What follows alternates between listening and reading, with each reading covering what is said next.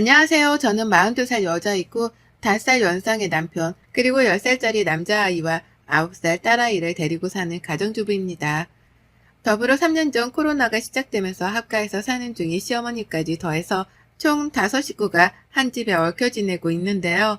함께 사는 시어머니 때문에 이 나이에 직장도 안 다니는데 아들아이 컴퓨터 앞에 앉았어요. 내일처럼 사연을 들어주시면 감사하겠습니다.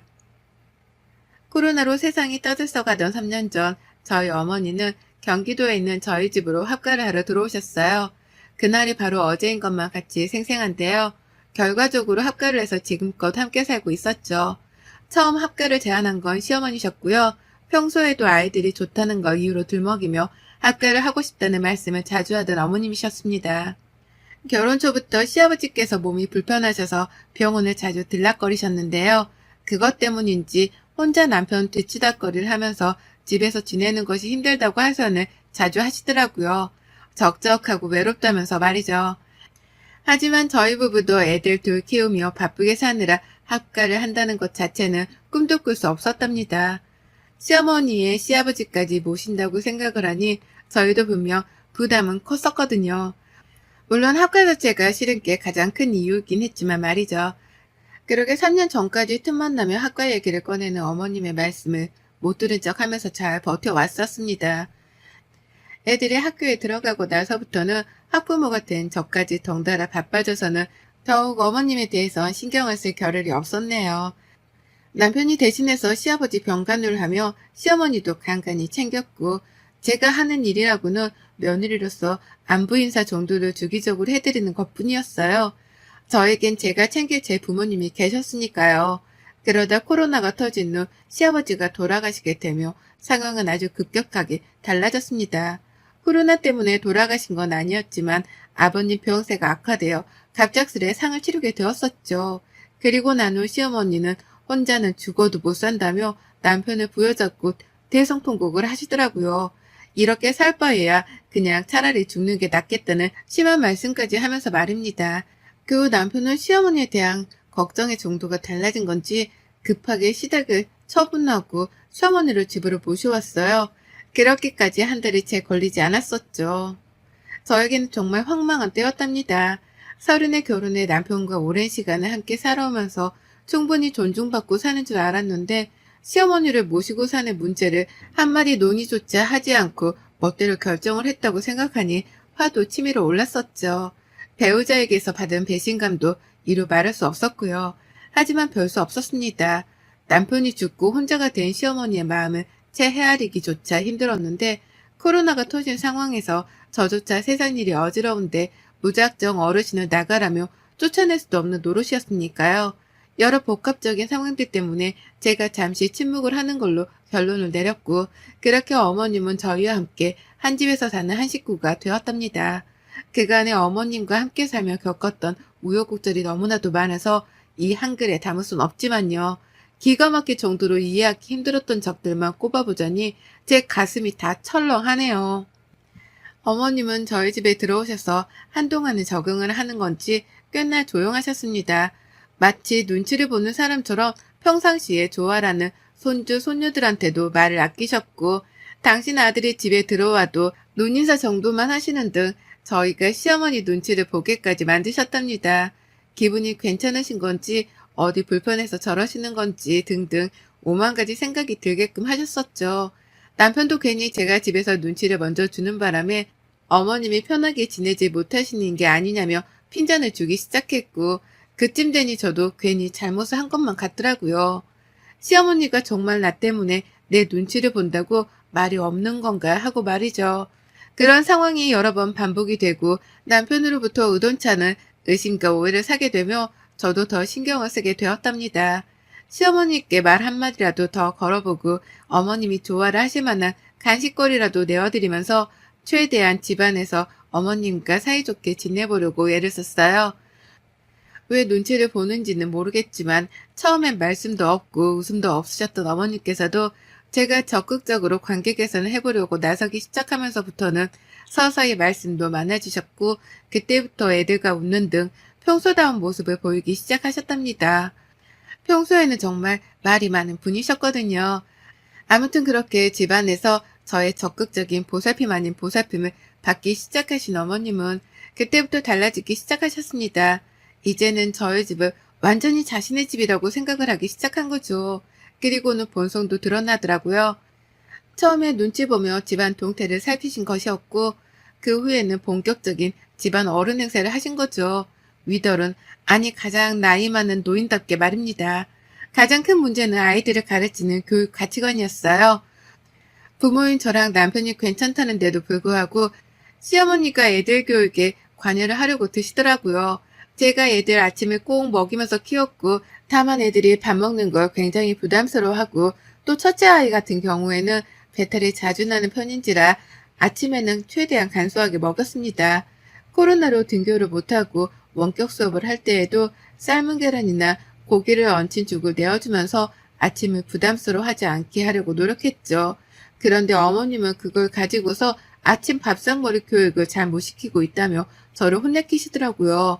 그러면서 애들한테는 자고로 밥은 팍팍 퍼먹어야 크는 건데 니들 엄마가 잘못하고 있구나 라고 하며 억지로 밥을 몇 숟가락씩 더 떠먹이곤 하셨답니다.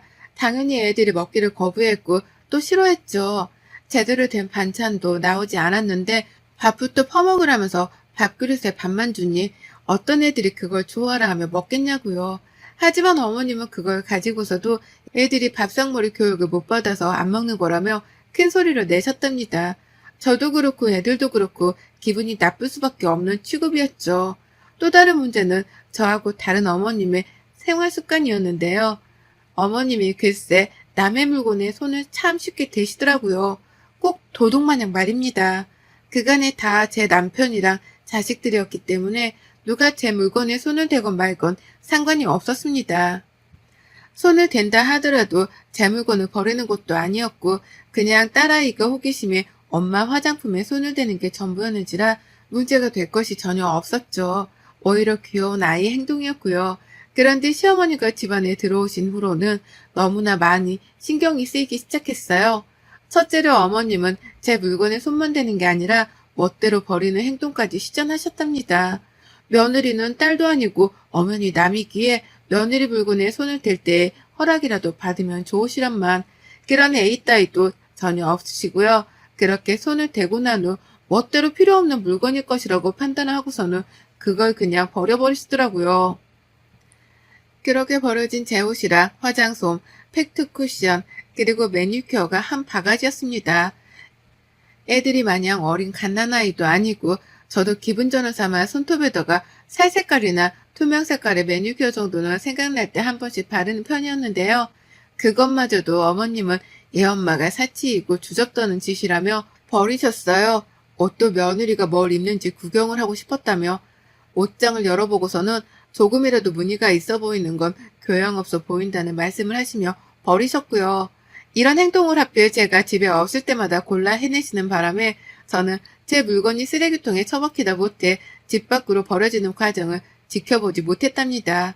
그리고는 뒤늦게야 눈치를 채고서 시어머니랑 입씨름을 하며 혼자 혈압이 치솟아 오르곤 했죠. 어머님은 일방적으로 자신이 맞는 선택을 했다고 주장하시며 전혀 죄책감 같은 것도 가지질 않으셨고요. 어디서부터 문제였는지 이제는 정확히 기억도 나질 않습니다. 시어머니가 도대체 왜 저러시는지에 대해서 이제는 이해를 할 힘도 없고요. 그저 남의 물건에 손을 댈 때 제발 허락이라도 받아주셨으면 싶은데 그런 기본마저 바라는 게 사치라는 걸 잘 알았는지라 어머님에 대해서는 거의 체념을 하다시피 내려놨어요. 그런 사람과 한 집에서 살아간다는 건 정말이지 괴로운 일이었고 그걸 증명하듯이 저는 언젠가부터 40 초반인데 머리카락이 빠져나가기 시작했네요. 자고 있으면 베개 위에 머리카락이 한 움큼씩 빠져있는데 병원을 가보니 스트레스가 원인이라는데 시어머니 때문에 이 나이에 스트레스를 받다 못해 머리카락까지 빠지다니 생각할수록 차차하고 내 부모님을 볼 면목이 없었어요. 잘 사는 모습만 보여드리고 싶은데 뵐 때마다 나이가 팍팍 들어가는 모습을 보여드렸거든요. 친정 부모님까지도 걱정이 많으실 수밖에 없었답니다. 이런 시어머니하고는 정말 끝없는 전쟁을 한 집안에서 이어가는 중이었어요. 언제 끝날지 모르겠다며 저 스스로도 이 싸움의 끝을 감히 짐작조차 못하고 살고 있었는데요. 문제 덩어리인 시어머니가 큰 건 하나를 해내고야 마셨답니다. 지금 생각해도 열불이 나서 손이 파르르 떨리네요. 제가 너무 괴롭고 힘든데 어디다가 스트레스를 풀어야 하나 고민을 하던 중 피부 관리를 시작했어요. 저희 친정엄마가 저 볼 때마다 주름살이 너무 늘어간다며 가슴에 피멍이 드는 심정이라며 괴로워하고 난 후부터였죠. 내가 시어머니 때문에 빠른 노화를 겪고 있는데 이 모습을 친정엄마한테 계속해서 보여드리기만 할 수는 없다 싶었습니다. 그래서 내가 할 수 있는 한 피부 관리도 하고 내 자신을 가꾸면서 엄마한테도 딸이 예쁘게 나이 들어가는 모습을 보여드려야겠다 결심을 했어요. 그때부터 남편이 주는 용돈을 쪼개 제 화장품 사는 데에 쓰기도 했고요. 샤워하고 나와서 직접 만든 팩을 얼굴에 바르고 또 화장품으로 피부 관리도 하다 보니 언젠가부터는 자기 관리를 하는 그 시간이 너무 행복했습니다. 그 시간만큼은 온전히 나를 위해 투자를 하는 시간이었기 때문에 자존감도 괜시리 올라가는 것 같고 힐링이 되었어요. 아이들한테도 그 시간만큼은 엄마를 방해하지 말아달라 부탁을 했을 정도로 저는 하루 중 저녁 20분 동안에 즐기는 그 관리 시간이 행복했습니다. 근데 저희 남편이 고생시켜서 미안하다며 비싼 화장품 브랜드의 로션 하나를 사줬던 게 있었는데요. 정말 이게 언젠가부터 줄어드는 속도가 너무 빠른 거예요. 비싸서 아깝다며 아끼고 아껴가며 쓰던 중이었는데 다음날 쓰려고 보면 농담이 아니라 무슨 로션이 0.5cm씩 줄어들었습니다. 그 정도 용량이 줄어들려면 펌프를 적어도 5번에서 10번은 했어야 할 텐데 그 속도로 로션이 줄어들어 갔어요. 그러니 눈에 확 띄는 바람에 눈치를 챘고 전 단박에 알아차렸죠. 이게 다 시어머니의 짓이라는 거 말입니다. 어머님 말고는 이 짓을 할 사람이 없었어요. 혹시나 싶어 저희 딸아이한테도 물었지만 아이한테선 엄마 그거 엄청 아끼는 거잖아 라고 하면서 엄마가 아끼는 물건에는 손을 안 댄다며 말해주더라고요. 어린아이조차 이런 생각을 가지고 있는데 시어머니란 사람은 그 나이에 도대체 무슨 짓을 하고 계시는 건지 생각할수록 화가 났지만 제 비싼 로션은 계속해서 줄어들어 갔습니다. 일전에도 제 매니큐어나 화장품에 몇 번씩 쓰거나 버리는 등 손을 댄 적이 많았는데요. 이번만큼은 너무 아깝더라고요. 일단 남편이 사준 화장품이기도 했고 제 용돈으로는 절대 사지 못하는 비싼 브랜드였기 때문에 저도 속으로 너무 아까워 미치는 줄 알았습니다. 그래서 더더욱 시어머니께 손대지 말라고 빨리 경고를 날릴 참이었어요. 그리고는 어머니께 하루 날을 잡아 물었습니다. 혹시 내 로션에 손을 대냐고 말이죠. 용량이 매번 빠른 속도로 줄어든다며 제가 직접 핸드폰으로 매일 밤마다 찍었던 사진까지 보여줬습니다. 전날 이만큼 썼는데 다음날 이만큼밖에 남아있질 않는다고 하면서 혹시나 시어머니가 잡아 떼실까 싶어 증거까지 보여주면서 대화를 시도해봤는데요. 상상 이상으로 어머님은 뻔뻔하시더라고요. 오히려 적반하장으로 제게 나를 도둑 취급하는 거야 너? 라고 하며 기분이 굉장히 더럽다는 듯 불쾌한 표정을 지어 보이곤 화를 내셨답니다. 내가 비록 합가를 해서 살긴 하지만 그렇다고 네가 나를 기생충 취급하는 꼴을 못 본다. 내가 내 집 팔고 가져온 돈이 얼만데 넌 꼴랑 그 로션 하나 쓰는 걸로 생사람을 잡고 그러니? 라고 덧붙이면서까지 말이죠. 어찌나 생사람 잡는다고 유난을 떠시던지 오죽했음 제가 정말로 생사람을 잡는 중인 건가 싶어서 시어머니의 언변에 휘둘릴 뻔도 했어요.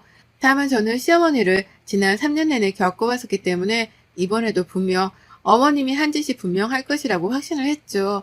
다만 물증이 없었을 뿐 말입니다. 그러다 제가 괜찮은 생각을 해냈어요. 이미 시어머니가 못 찾으시도록 로션병을 화장대 서랍 안 깊숙한 곳에 숨겨놨는데요. 그냥 혹시나 싶었지만 시어머니가 또 로션을 발견하고서는 써버릴 상황을 대비하기 위해서 일부러 로션병 안에 있는 내용물을 모조리 다 일회용 로션통 안에다 옮겨버렸답니다. 그리고는 기존의 로션병 안에다가는 밀가루를 살짝 섞은 물을 대신해서 넣어버렸죠. 겉보기에는 영락없는 로션과도 비슷해 보였고요. 이 짓을 하면서도 내가 이렇게까지 해야 하나 싶어서 화멸이 나긴 했으나 전 또다시 내 물건이 시어머니 손에 만져지는 걸 원치 않았는지라 일단은 시도를 해봤습니다. 쓰고 이상하다 싶으면 본인도 하던 행동을 멈추시겠거니 하면서 말이죠. 그런데 그날 밤 바로 반응이 나왔어요. 제가 먼저 샤워를 하는 로션을 발랐고 잠들기 전 작은 내 숙제를 봐준다면서 애들 방에 잠깐 들어가 있었는데요. 그 사이 샤워를 마친 시어머니가 제 방으로 들어가셨던 모양이더라고요. 전 어머님이 소리를 치며 저를 찾으시기 전까지도 이 사실에 대해서 몰랐습니다. 막 작은 애랑 대화를 하고 있는데 밖에서 시어머니가 서윤이 엄마 어딨어? 빨리 좀 나와봐! 라고 하면서 절 급하게 찾으셨어요. 어머님이 원래 정색할 일이나 저와 국거리를 두려고 하는 일에는 저희 딸 이름을 넣어서 누구 엄마야 하고 부르시거든요. 이번에도 딱 그런 상황이었답니다. 나가보니 어머님은 제 로션병을 아주 당당하게 들고 계셨죠. 너 이거 뭐야? 이 안에 든 게 뭐야? 이거 왜 이래? 내가 이걸 팔랐는데 순간 얼굴이 굳어지면서 뭐가 힘을건 게 올라오는데 이거 뭐냐고 빨리 말 안 해? 라고 하면서 로션병 안에 든 내용물의 정체를 물으시더라고요. 제가 밀가루 섞어놓은 물인데 그걸 귀신같이 알아내신 겁니다. 얼굴에 펴 바르자마자 냄새도 이상하고 물이 마르면서 밀가루가 얼굴 위에 쌓이며 껍질 같은 게 생겨서는 껄끄러워졌다는 이유로 눈치를 까신 거였죠. 그리고 저는 그때다 싶어 아주 당당하게 물었어요. 뻔뻔한 시어머니께 당당하게 받아친 거죠. 왜 제 물건에 손대세요? 그거 제 로션인데 그걸 왜 바르세요? 남의 허락도 없이? 라고요. 어머님은 순간 아차 싶었던지 잠깐은 말을 잇지 못하셨지만 이내 말씀하셨습니다. 지금 그게 문제야? 이게 뭐냐고! 이거 왜 이래? 라고요. 그리고는 저한테 뭐가 들었는지 빨리 말을 하라고 하시는데 제가 그걸 순순히 대답해 줄 리가 없었죠. 왜 남의 걸 만지시냐니까요? 그 대답을 먼저 해주셔야 하는 거 아니에요? 라면서 더욱 깊게 파고드는 질문을 던졌더니만 어머님은 아우 짜증나! 라고 거품을 불며 화를 내셨습니다. 그리고는 이게 진짜 뭐냐니까? 라며 마치 음식물 찌꺼기 물이라도 얼굴에 묻었다는 듯이 손사래를 치시며 화장실로 달려가셨어요. 세수를 하기 위해서였죠. 그리고 전 어머님을 따라 화장실 문 앞까지 쫓아가서는 말씀드렸습니다. 그러게 왜 남의 화장품을 건드리셔서 그거 밀가루 탄 물이에요. 피부엔 별 탈 없으니 너무 겁먹지 마세요. 라고요. 시어머니는 너무 황당하셨는지 저를 쳐다만 보셨고 저는 그런 시어머니께 싱글생글한 표정을 보이면서 똑같이 노려봐 드렸습니다. 뭐 어쩔 거냐는 표정으로 말이죠. 그러니 어머님이 알아서 눈을 피하시더라고요. 이번에 밀가루 섞은 물에서 끝이 났지만 다음번에는 피부에 독이 될 약이라도 탈지 모른다 싶으셨는지 걱정이 한가득이 나는 표정으로 세수를 하셨어요. 그리고 그날 어머님은 세수를 다 마치고 나오자마자 제게 앞으로 화장품에 손 안 댈 테니 이상한 거 타놓지 말라 경고스러운 부탁을 스며시 날리셨습니다. 화장품 말고 다른 것에도 장난질을 쳐놨을까 싶으셨는지 불안한 기색이 가득한 채로 절 바라보시더라고요. 부탁을 하시면서 말이죠. 그래서 전 하는 거 보고 판단하겠다고 했습니다. 내 집에서 내 맘대로 뭔 짓을 할지 모르니 싫으면 싫은 사람이 나가라는 말씀도 드렸죠. 제 딴의 행동 거지를 똑바로 하는 경고였는데 우리 어머님 그 말을 잘 알아먹으셨더라고요. 그 후부터는 제 물건에 절대로 손을 대지 않기 시작하셨답니다. 급기야 이제 완전히 저에게 백기를 드셔가지고요. 혹여나 며느리가 또 무슨 물건에 장난질을 쳐놨을까 싶어 겁부터 먼저 먹으며 행동하기 시작하셨어요. 당시 수건 닦는 데에도 혹여나 싶으셨는지 수건을 찬찬히 살펴보시고 나가기 전에 신발 속까지도 눈으로 훑어보곤 신으신답니다. 제가 설마 발에다가 신는 신발 안에 바늘이라도 꽂아놓았을까 싶으셨던지 하루는 신발을 신지 못한 채 몇 번을 확인한다며 손가락부터 집어 넣으시더라고요. 그걸 뒤에서 보고서는 뭐하는 중이세요? 라고 물어를 보니 어머님은 이게 다 저 때문에 시작된 일이라는 것 마냥 뚱한 표정을 지으신 채로 말씀을 하셨답니다. 네가 내 마음을 아냐? 라고 말이죠. 그러면서 차마 며느리 기분을 상하게 할까 싶어 더 쓴 말을 못하겠고 속은 열불이 터져서는 겨우 인내를 하며 찡그린 표정으로 후다닥 밖을 나가버리셨죠. 밀가루 섞인 물의 여파가 크긴 컸는지 별의 별것에도 눈으로 확인부터 하고서는 행동을 하시는데 그 불편함이 저에게까지 느껴지는 게 너무나 통쾌하네요. 불편해 죽겠다며 뭘 하거나 씻거나 먹을 때마다 눈을 개스름하게 떠서는 확인부터 찬찬히 하시는데 저 오신병을 당장 고치지 못하면 어머님이 앞으로 참 많이 힘드시겠구나 싶었습니다. 사는 게 얼마나 피곤하고 역할까 싶어서 제가 다 불편해 죽겠더라고요. 물론 그런 시어머니를 보는 심정은 통쾌함 뿐이지만 말이죠. 그래서 저는 앞으로도 더 불편하시라고 장난기 가득한 표정으로 당분간 지내보려 합니다. 밥을 먹을 때에도 일부러 괜한 의미심장한 표정을 지어 보이면서 시어머니를 불안하게 하고 또 써보시라면서 안마기를 건네드릴 때조차도 어떤 일이 일어날지 두고 보자는 장난꾸러기 같은 표정을 지어 보이면서 어머님을 긴장케 만들려고 해요.